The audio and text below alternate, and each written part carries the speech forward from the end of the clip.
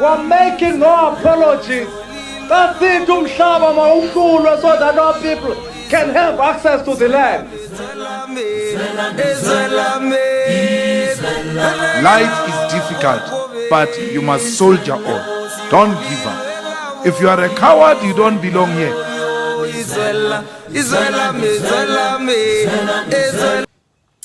Hi guys, welcome to my YouTube channel. Welcome to Civil Politics. Happy Sunday, guys. If you don't know who I am, my name is Zizi Lupelwana. Today I want us to speak about two things. I am running late for church, but I'm definitely doing this episode. So there's two things that I want to talk about. Firstly, I want to talk about the EFF has submitted a supplementary affidavit. It's actually not the EFF alone, it's the EFF. The DA as well has submitted that affidavit. So by submitting that affidavit, they are trying to legalize the statement from the minister that says the VAT must not go up. So I don't know if I'm going to be able to read that. I'll see. But firstly, the one thing that I want to start on is the EFF is coming for Sars, as they should, because they're saying that Sars wants to run VAT 15% and 15.5 simultaneously. Yeah, but Sars has issued a directive to the vendors that VAT will not change; it will stay the same as 15%. But that has not been legalized. Parliament has not said. So technically, SARS is not allowed to issue a directive based on what was said. They have to issue a directive based on the law. What is the paperwork saying? So Parliament has not said, nothing has been done. It's only the minister who said the VAT is not going up. Now SARS says to the vendors the VAT is not going up, which is they're not allowed to do that.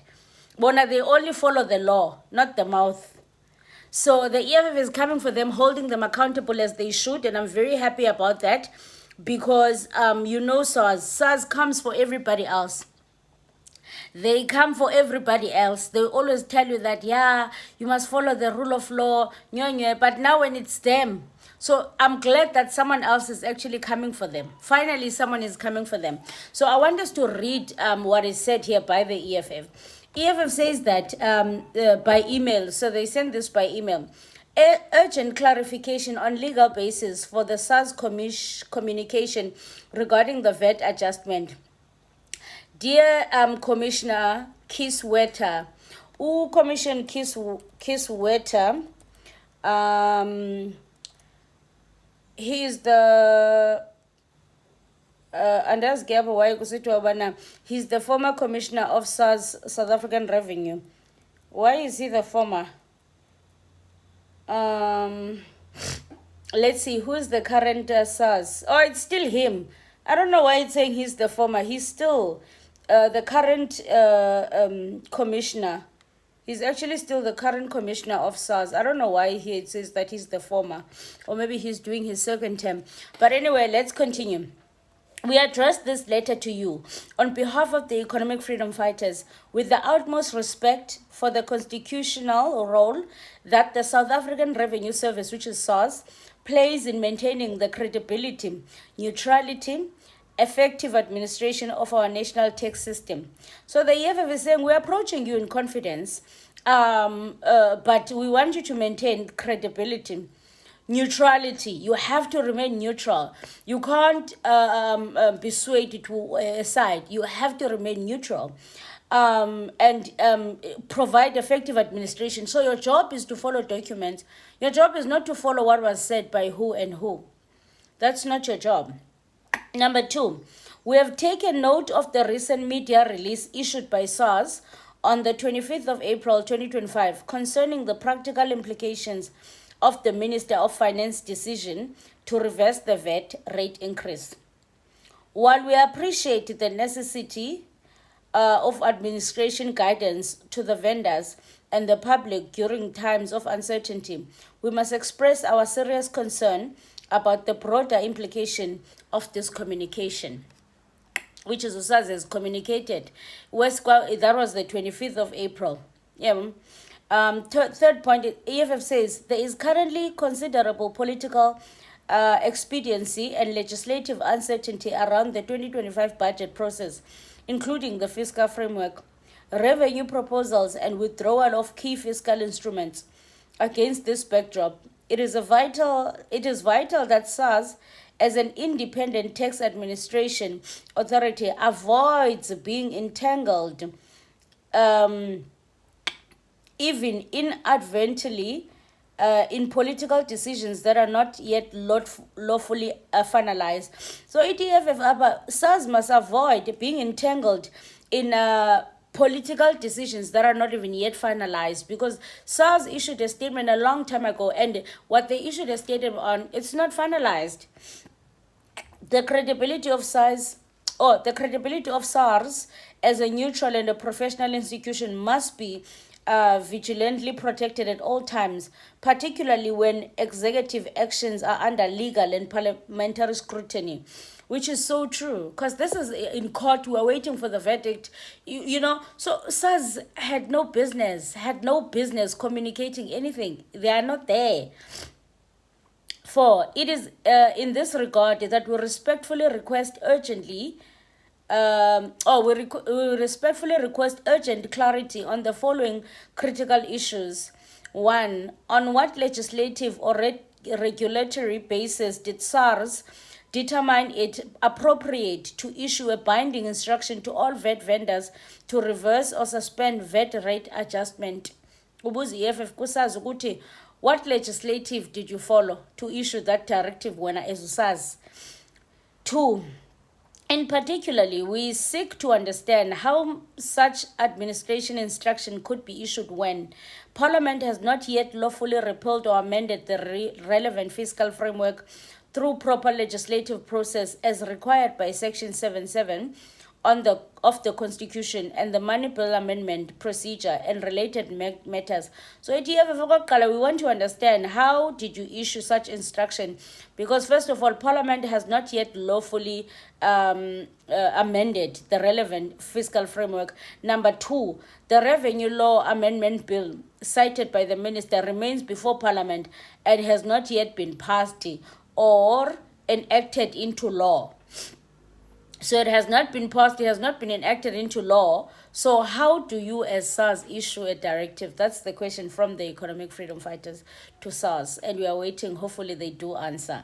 Number 5, we caution that the perception of reality of SARS acting on executive announcements rather than duly passed legislative risk, undermining the public trust, legal certainty, and institutional integrity of SARS. We must further express our alarm at the absurdity of SARS pronouncement permitting 2 VAT rates. This is another thing that SARS has done. So they are permitting 2 VAT rates, 15% and 15.5, to operate simultaneously until the 15th of May. This is reckless.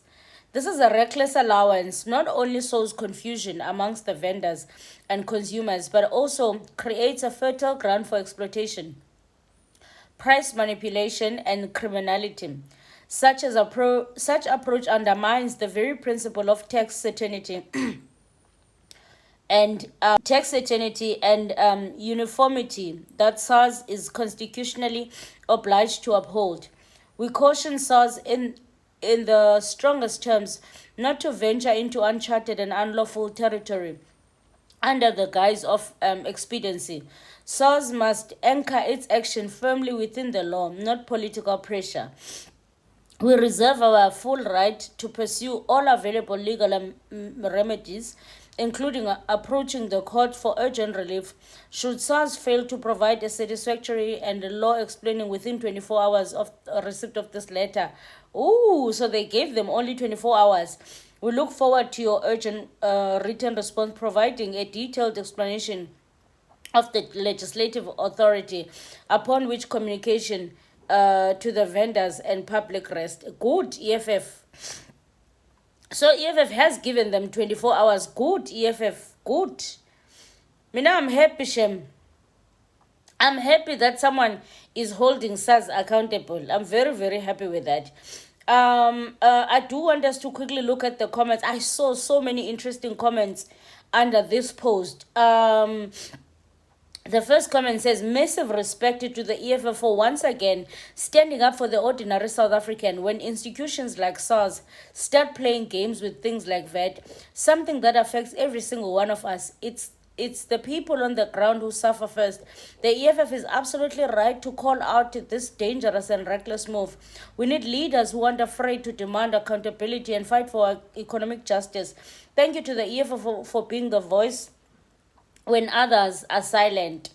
Someone else said, the sole opposition part genuinely focused on the people's interest is the EFF. Meanwhile, where is the other gangs? Their deputy president even skipped parliamentary proceedings.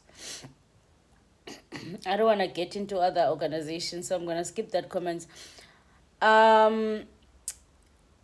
This is the role I wanted the EFF to play in parliament for years than shouting and yelling in parley, embarrassing the country. Someone says, thank you, EFF, for ensuring parliament is transparent to the public and SARS adhere to its constitutional obligations not to be pressured by executive. My word, what a fiasco. Well done, EFF. At this point, you should be hailed the gurus of SA politics. All your pronouncements are well researched and thorough. We come here to get proper perspective on what's going on in the country. Commentary from others sounds like a bunch of malarkey. So yeah, people are really valuing the input that the EFF is bringing to this political fiasco of the VAT. So everybody knows that they will get a reliable information from the EFF. So I love that. I love that for the EFF. I genuinely do. And I do want to read this comment as well. We are going to deal decisively with political thuggery that seeks to destroy our professional institutions. Gone are the days of using SARS for nefarious political agendas. Isazodlala ifilimu political lies of GNU. The EFF will not stand by and watch while the laws of this country are broken and disregarded.